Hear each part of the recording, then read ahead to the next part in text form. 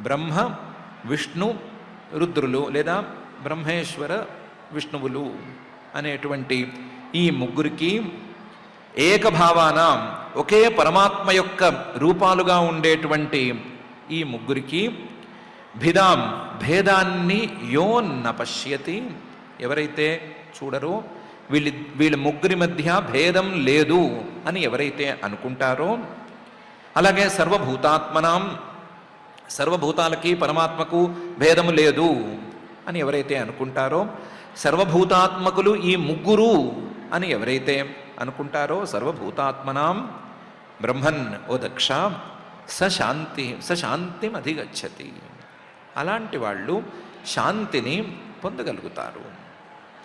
శాంతిని ప్రాథమిక స్థాయిలో మనశ్శాంతిని పొందగలుగుతారు.